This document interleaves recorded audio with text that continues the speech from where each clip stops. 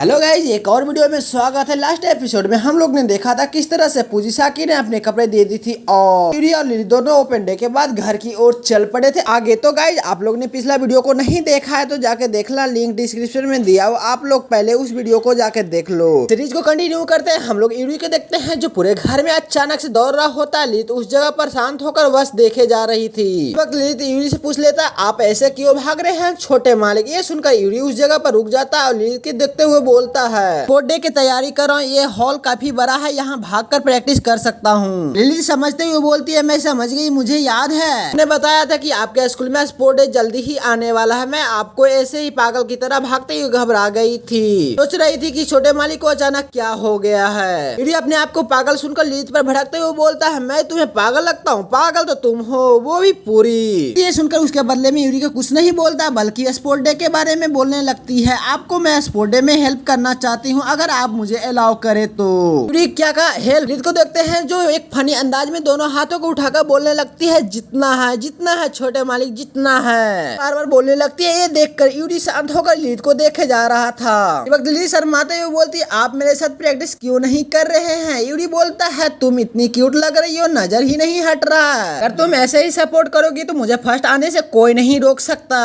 Lily तो blush करते हुए यूरी के पास आकर बोलती है, आपको मदद कर पाई तो मुझे बहुत खुशी होगी। ब्लश करते हुए बोलती है, मगर स्पोर्ट डे के दिन तुम चेस मत करना, मैं नहीं चाहता कि सब तुम्हें देखे और बस देखते रह जाए, उससे मुझे बहुत तकलीफ होगी। अगर पॉसिबल हो पाए तब वो उस दिन मुझे सपोर्ट करने आ सकती हो। लिली एक्साइटेड से बोलती है, क्यों नहीं छोटे मालिक, मैं जरूर आऊंगी उस दिन। शिफ्ट होकर स्कूल को देखते हैं जो स्कूल में छुट्टी हुई होती है और यूरी स्कूल से बाहर जा रहा होता है। बाहर स्कूल के गेट के पर लिली खड़ी होती है और को घर ले जाने आई होती है। यूरी लिली के पास जाकर बोलता है, मैंने तुम्हें कितनी बार बोला पिकअप करने मत आया करो। यूरी के पास आकर एक नए अंदाज में बोलती है, मुझे लगा ही था आप ऐसे ही कहेंगे, इसलिए मैंने आखिरी मिनट तक सोच रही थी, लेकिन फिर मुझे आपकी बहुत याद आ रही थी तो मैं खुद को रोक नहीं पाई और आ गई। यूरी ये सुनकर जोश से बोलता है, मुझे भी बहुत याद आ रही थी, मैं तो बस पूरे दिन यही सोच रहा था कि तुम घर पर अकेला क्या कर रही होगी, मुझे तो ये भी नहीं पता ये स्कूल में आज क्या क्या पढ़ाया गया, मेरा तो दिमाग ही खराब हुआ पड़ा है। लिली शर्माते हुए बोलता है, ऐसा मत कीजिए छोटे मालिक, पढ़ाई पर ध्यान दीजिए। यूरी उस जगह से जाते हुए बोलता है, मैं तुम्हें कितनी बार बोल चुका हूँ पिकअप करने मत आया करो। लिली ठीक है ये बोलकर दोनों उस जगह से घर की ओर चल पड़ते हैं। के पीछे सुकाशा छिपकर यूरी और लिली के बातें सुनकर खुशी से बोलती है। यूरी और मेट दोनों एक साथ कितने प्यारे लग रहे थे। तभी अचानक उसी पेड़ के पीछे से पूजिसाकी निकलते हुए बोलती है, छोटे मालिक ने किसी को छिप कर देखना बुरी बात होती है। सुकाशा बड़े अजीब तरीके से बोलती है, तुम्हें यह बात तो नहीं पता क्या, ऐसे छिप कर देखने में बड़ा मजा आता है। पूजिसाकी ये सुनकर बोलती है, कुछ तो गड़बड़ है दया। लिली और यूरी घर की ओर जा रहे थे और पीछे से सुकाशा खुशी से बोलती है, मैं तुम्हें कैसे बताऊं, इनका रिश्ता कितना प्यारा और खुशहाल है, काश मुझे भी इतना प्यार करने वाला कोई मिलता,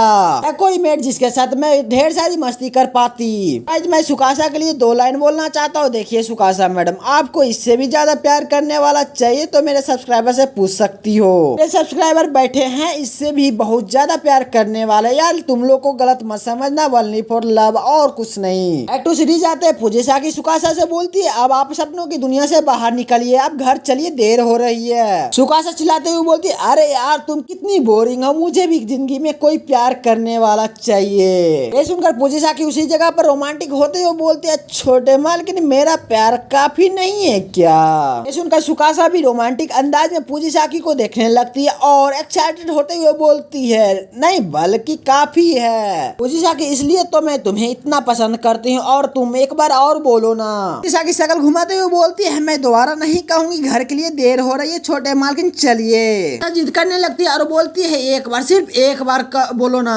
कट होकर हम लोग यूरी के घर देखते हैं जिसके अंदर डाइनिंग टेबल पर कुकीज खा रहा होता है। खाते हुए बोलता है, ये तो बहुत ज्यादा ही टेस्टी है। यूरी उस कुकीज को तारीफ करते हुए बोलता है, वाली जो तुमने बनाया वो बहुत ही ज्यादा टेस्टी है। ली तुम खुद अपने हाथों से बनाया है क्या? तुम तो लाजवाब हो। ललित तारीफ सुनकर बोलता है, शुक्रिया छोटे मालिक। स्कूल से लौटने पर अक्सर कहते हैं कि आपको भूख लगी इसलिए मैं इस स्नैक को बनाई है, आप डिनर तक के लिए भूखा नहीं रहेंगे। यूरी बोलता है कि मैं तो ये डिनर में भी खा सकता हूँ। लिली से पूछता है कि ये क्या है तुम्हारे हाथ में? लिली जवाब देते हुए बोलती है कि जैसा कि मैंने कहा था, मैं स्पोर्ट डे में तैयारी कराने के लिए आपकी मदद करूंगा। ये वही बुक है जिसमें सारे ट्रेनिंग का उपाय दिया हुआ है। ये अनजान बनते हुए बोलता है, ट्रेनिंग प्लान? लिली ये बुक दिखाते हुए बोलती है क्या मैं आपको ये पढ़कर बता सकती हूँ तैयारी कैसी करनी है। आपको रोज ट्रेनिंग कराऊंगा कि आपको स्पोर्ट डे के दिन जीतता हुआ देख सकूं। ये सुनकर यूरी खुश होते हुए बोलता है क्या सच में स्पोर्ट डे पर आओगी, यही मेरे लिए बहुत बड़ी बात है और तुमने तो ये भी कहा था कि तुम मेरे साथ ट्रेनिंग भी करोगी। लिली घबराते हुए बोलती है मैं करवाऊंगी। यूरी हंसते हुए लिली से बोलता है मैं तो बस स्पोर्ट डे के लिए लेकर बहुत ज्यादा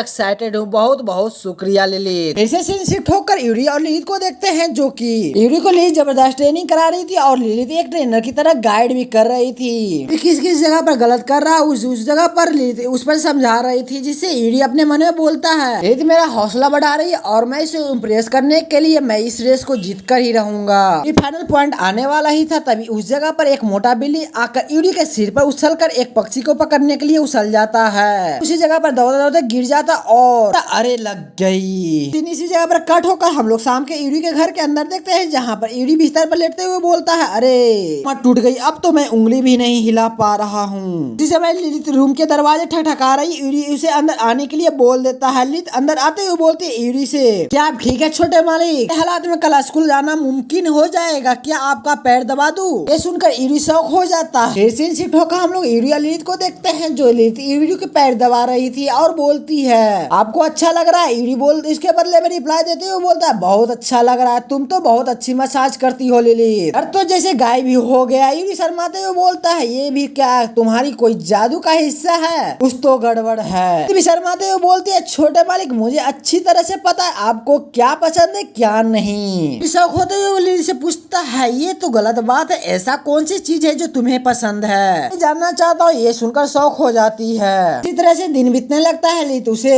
यूरी को बहुत जबरदस्त ट्रेन और गाइड भी कर रही थी। तुम लोग यूरी के शरीर पर पट्टियां साफ देख सकते हो। ये तो हार्ड ट्रेनिंग करा रही थी और साथ में बिल्ली भी परेशान कर रहा था। तो सुकासा के घर के अंदर देखते हैं जहाँ पर पूजिसा की काम कर रही थी। उसी के दरवाजे पर सुकासा आकर बोलती है मैं अंदर आ सकती। सुकासा को अंदर आने के लिए बोल देती है। कहती है क्या चाहिए आपको छोटे मालकिन? सुकासा थोड़ी सी उदास लग रही थी और बोलती है कुछ नहीं बस ऐसे ही, क्या मैं यहाँ बैठ सकती हूँ? पूजिसा की सुकासा को बैठने के लिए बोल देती है और सुकासा थैंक यू बोलकर बैठने लगती है और उदास भी लग रही थी। की पूछने लगती है क्या हो गया, आप परेशान क्यों लग रही है? सुकासा नहीं में जवाब देते हुए पूजिसाकी से बोलती है नहीं छोटे मालकिन, वही तो बात है जो आपको परेशान कर रही है, वरना आपके चेहरे मुरझाए नहीं होते। सुकासा उदास होते हुए बोलती है मैं तुमसे कुछ नहीं छुपा सकती। पूजिसाकी कल मम्मी और पापा स्पोर्ट डे सेलिब्रेशन पर स्कूल नहीं आ सकते, उन्हें बहुत काम है, वो टाइम नहीं निकाल पाएंगे। मुझे पता है वो बहुत ज्यादा बिजी रहती है। जब उन्होंने ये कहा तो मैंने एक समझदार लड़की की तरह मुस्कुराकर ओके कहा। अगर मैं सचमुच में कहूँ तो मुझे बहुत बुरा लगा और उस जगह पर रोने लगती है। तो गाइस तुम लोग लड़की के आंसुओं पर भरोसा मत करना। तो लड़कियां और मगरमच्छ आंसू की बिल्कुल सेम होते हैं, याद रखना, आगे पता चलेगा इस आंसू के पीछे राज क्या है। पूजिसाकी आकर सुकासा की हाथ पकड़ के बोलती है छोटे मालकिन मैं उनकी जगह पर तो नहीं ले सकती, पर जितना हो सके उसकी कमी पूरी करने की कोशिश करूंगी। सुकासा बोलती है मतलब तुम कल स्पोर्ट डे पर मेरे स्कूल आओगी? ताकि हाँ में सर हिलाती है। सुकासा ये देखकर डायरेक्ट पूजिसाकी के गले जाकर लग जाती है और जोर जोर से रोने लगती है। मैंने तो धीरे से मांगा है प्यार को तरह से पूजिसाकी सुकासा को दिलासा देते हुए बोलती है सब कुछ ठीक हो जाएगा छोटे मालकिन। फिर अचानक से सुकासा के कपड़ों से एक लिक्विड जैसा स्प्रे निकलता है। तो गाइस तुम लोग समझ सकते हो ये आंसू रियल नहीं फेक थे। पूजिसाकी ये देखकर चिल्लाने लगती है और पूरी तरह से गुस्से से लाल हो जाती है। तो गाइस मैं इस सीरीज को इसी जगह पर स्टॉप करता हूँ। तो bye bye, good night, bye bye guys.